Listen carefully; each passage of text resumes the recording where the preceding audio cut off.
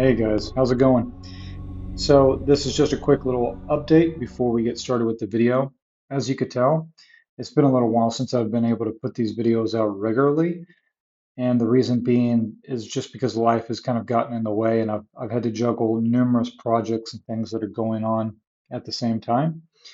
So I'm going to be putting these videos out as often as I can. And I just want to make a little announcement here that I do have a couple of tarot themed art prints, some stuff it is that I've been drawing my own interpretation of the tarot cards themselves. You can see two of them here. You can see the Hermit and the Strength. And currently I have also the Lovers, which you can see in the link in the description box below for my Parabola Visions art store. I'm going to be creating these prints, these illustrations based on the major arcana of the tarot cards, and I'm going to be putting them up for sale on my art store. So you'll be seeing regular updates on my progress as I complete my tarot card set, but also I'm providing them as 16 by 20 framed prints that you can buy uh, from my Printful store, and then you can basically just put that right up on your wall without having to go and get a frame and fight with the art itself. Um, there's a lot of time that I have to put into making these videos, and so for anybody who's interested in supporting what I do, then please check out my art store down below. I also have a Patreon, a $5 a month Patreon, and I'll be putting these videos up a little bit earlier there. So if you're interested in supporting me there, that would be great. I also have other options down below. So even if you just want to give this video a like or a sub or pass it along, that would be really amazing. It'd be very helpful for me. And thank you to everybody who checks out my videos and leaves comments. It really matters to me that we're able to connect over something such as the tarot. The Magician is one of the highest vibrational cards in the tarot, and he is the symbol of transformation, manifestation, and the mediator between the divine and physical reality. The Magician is often associated with the planet Mercury as its astrological sign, and therefore it's connected to the figure Hermes Trismegistus, who we had spoken about previously in a video, who introduced us to the first Hermetic law, as above, so below, as within, so without. This phrase, as we had talked about before, is pretty much summing up what manifestation is about. What it is that's going on in our internal world is always reflected outside of us as a sort of feedback for us to understand what we're doing inside of ourselves. And when we make this internal change, then the external world has to actually follow. And this is represented symbolically all throughout the tarot. It's represented in alchemy and it's represented in astrology. So in alchemy, Mercury is considered the transformative element that dissolves the other two prime ingredients of sulfur and salt into one substance, which is called the Philosopher's Stone. Thus, the Magician, like I said, it represents the transformative power that lies in every human being. It's the creative understanding that your perception in and of itself is creative. It's not passive. We think of the world as being outside of us and coming to us, but in reality, just by the simple fact of perceiving something, we are creating something. And the Magician asks us to take our perception and to mold it in a creative way to where it is that we can actually express ourselves and enjoy our experience of reality. So the Magician is basically the awakened individual. He's someone who is, he or she is someone who is fully aware that what they are experiencing is a collective dream. And so therefore, to control the experience of reality is to understand where the real leverage is. Now, the real leverage of your life is in the deeper understanding of the self. And the deeper understanding of the self is actually represented on the Magician card. We can see in front of the Magician, there is a table. And on that table are the four symbols of the minor suit deck, right? So you have the sword, which is the thinking mind, the cup, which is the emotional body, the wand, which is the creative passions, and the physical resources, which is the pinnacle. And all of them sit underneath the left-hand side of the image, which is actually the right hand of the magician. And this is pointing upwards, right? So it's right underneath the vegetation that is above him, that seems to be floating abstractly in the air, right? And this is basically suggesting that the magician has surrendered his internal faculties, his thinking, his emotions, his creative passions, his physical resources. He has surrendered all of this to a higher intelligence, a higher calling that is beyond him. So the magician is essentially a vessel, and that's really the case with all of us, is whether we realize it or not, we are vessels for energies that are beyond us. Carl Jung talked about this, that human beings don't so much have thoughts or necessarily create things, but instead things are thought through us and things are created through us. The archetypes of the collective unconscious express themselves through us. The magician is simply making a conscious choice about what it is that it is actually becoming a vessel to. And it understands, in order to be its full expression as a human being, is to actually rest in one's own authenticity. It's to offer one's own talents and their abilities and their own inner resources up to the divine, to the highest order, to the highest benefit of others. And by doing that, they become fully human. So we talked about this before in one of the previous videos. We're living in a holographic reality, and the assumptions that we make inside of ourselves, they are cast outside of us and they return to us as reflections in the outside world. And so there's this lag between the inner experience it is that I create inside of myself and the way it is that it's reflected outside. And this is to provide a chance for us to understand this process of creation.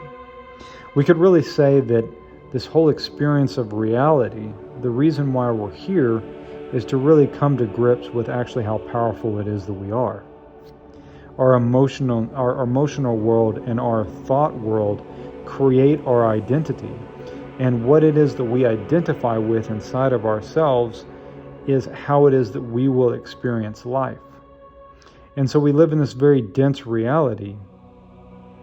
And this very dense reality gives us a chance to slow down the process of creation enough to where it is that we can understand how it is that we're creating reality inside of ourselves. And this gives us a chance to course correct, right?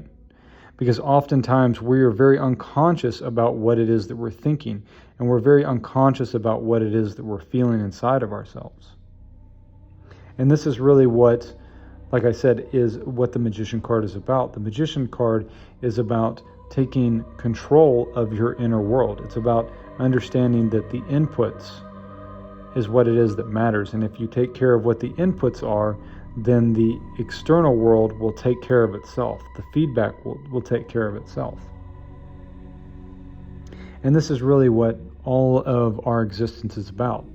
It's about understanding this so that whenever we leave this aspect of reality, we have some form of control over our creative capacity. I mean, if you consider for a moment, what would it be like if one could manifest something just instantaneously? What if every thought and every emotion it is that you had manifested instantly in your life? It would be total chaos, right? So we need this lag in order to understand this process of creation it is that we're partaking in, right? So it is only from understanding what it is that this reality is that we can actually attain real fulfillment. You know, we chase fame, we chase money, we chase relationships, we chase outside circumstances that we consider to be favorable, thinking that if we can just attain something out there, then somehow we will reach a true fulfillment. But this isn't the case. Real fulfillment in life only comes from what Socrates says is knowing thyself. And when I say thyself, I'm not referring to your identity on this planet. I'm not referring to your job. I'm not referring to how much money you have in your bank account, even your gender or your skin color or your personal history or the amount of accomplishments you've had in this world. What we're pointing to is the pure state of being that is silently available to us at all times. It is in this space that we can actually rest and come to know what reality actually is. Because what we see in front of us, like I said, it is a holograph, it is an illusion. And we know this because it's always constantly changing, it's constantly moving. So to understand the self is to actually understand God. And to understand God is a direct experience it is that we have in this moment within the body. It is not an ideology, it is not a belief system. So beyond the stories we tell ourselves and the social conditioning it is that we have put onto us, we find in a moment of stillness that we can effortlessly return back to the core of what it is that we are. We could call this pure being or I amness. And this silent I am presence, this pure knowing, is the only constant experience that never actually leaves you. And thus we could say it's the only thing that is actually real. So if we think about it for a moment, all the circumstances in our life change. But this feeling of I am never actually changes. Interestingly, we discover that this truth is very plainly and openly put in all of the holy scriptures of the world. It's only through our ignorance that we misread these texts and we battle each other over ideologies. So for example, in the Bible, God comes to Moses and gives him a mission to lead the people of Israel out of Egypt. Moses stops and asks God, who has revealed himself within the appearance of a burning bush, what is your name? In Exodus 3:13, it says, quote, and Moses said unto God, behold, when I come unto the children of Israel, and shall say unto them, the God of your fathers hath sent me unto you, and they shall say to me, what is his name? What shall I say unto them? And God said unto Moses, I am that I am. And he said, thus shalt thou say unto the children of Israel, I am hath sent me unto you. And God said moreover unto Moses, thus shalt thou say unto the children of Israel, the Lord God of your fathers, the God of Abraham, the God of Isaac, and the God of Jacob, hath sent me unto you. This is my name forever, and this is my memorial unto all generations. So this is not to say that whenever we say I am, that means that you or I or God with a capital G. But rather that when we say I am to anything internally inside of us, we are partaking in the divine nature of God because we are divine reflections of God. And it is by our own nature that we turn word into flesh. And so this means that everything it is that we are consciously or unconsciously aware of identifying with and thinking inside of ourselves will always manifest itself into reality. This I amness is the unchanging reality that we are looking for, in other words. So Morpheus is the magician archetype in the Matrix. This seems like a pretty obvious example of exactly what it is that I'm talking about, right? He is obviously a master of his own inner world. We can tell he has control over his own inner sense of who it is that he is. And while he's aware that he's in a dream, he also actually respects the fact that there are rules to the dream that must be obeyed. In a similar way, this is what it is that we have to do. We live in this very dense reality. We live in this very... So in the film The Matrix, Morpheus is the magician archetype.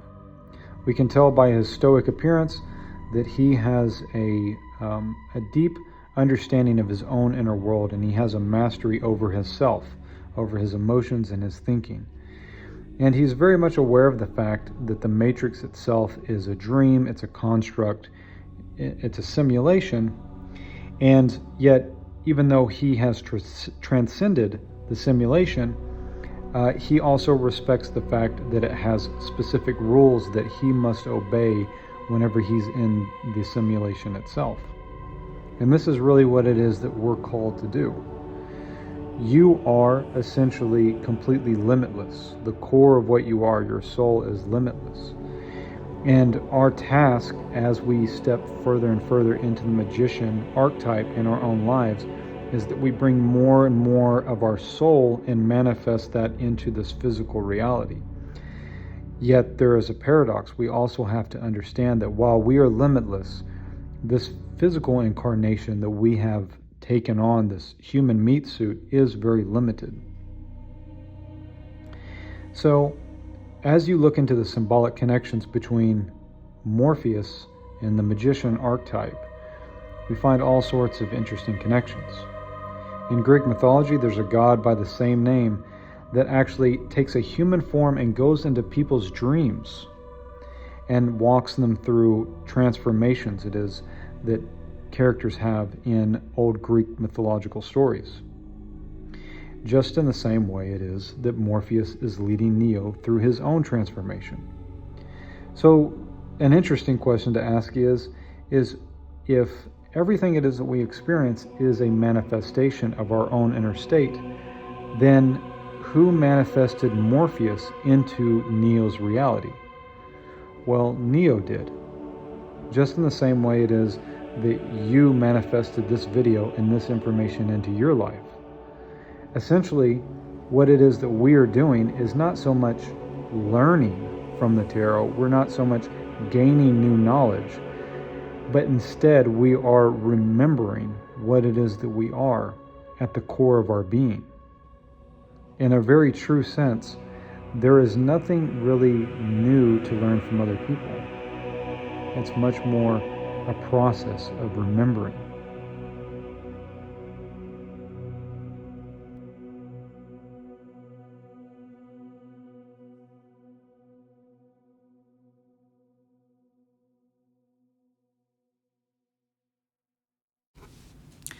Now, when we look at the High Priestess card, there's some really interesting symbolism that we can start to decipher. First off, she takes up the number 2 spot. And this makes sense because she introduces the concept of duality, of polarity. And we can see this concept of duality and polarity represented in several different ways on the card itself. For one thing, she is the female counterpart to the magician.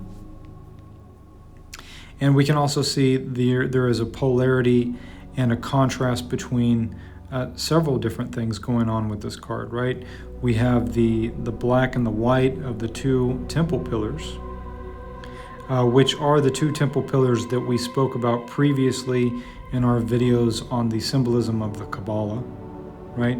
So these are Boaz and Jason, which are representing mercy and severity. And so she represents she's like the mediator between these 2 different qualities of consciousness, right? And she's also the mediator between the physical reality and the spiritual reality. And we see this represented with the veil that is directly behind her of pomegranates. Now, pomegranates are typically associated with women fertility, and they're associated with abundance. They're associated with cycles of life and death. And it's interesting that it's on a veil, which is a 2-dimensional surface, which is clearly covering up some sort of a body of water that is behind her in the distance. With it being on a 2D surface behind her on a veil, it kind of represents the surface of things, right? And that represents this physical reality, which is very much a surface level reality that we only perceive, but there is obviously a much deeper reality that lies behind that. And so she's the median between the two. And of course, we have other interesting symbolisms that we can begin to look at and decipher. For one thing, she's got a scroll sitting on her lap of the Torah, which is again referencing this idea that the feminine intuition has access to a sacred knowledge that is beyond the surface level of understanding. We also see that there is another celestial body that is symbolically represented in this card in the crescent moon that sits below her feet. Of course, the moon is associated with dreams. It's associated with secrets and intuition and things along these lines. And of course, it's also represented and associated with women's menstruation cycles. So now if we take the High Priestess card and we actually compare it to the Magician card, we can see some interesting parallels between the two, and we can begin to see how it is that the cards themselves are organized around specific visual symbolism. For example, the High Priestess, she is clearly associated with the moon, like we mentioned a moment ago, and we can see that in the Magician card there is a bright yellow background, suggesting that there is a sun somewhere in the background that is illuminating the scene. So while we associate the Magician with the planet Mercury, we can also see that there is the presence of the sun in this card's symbolism as well.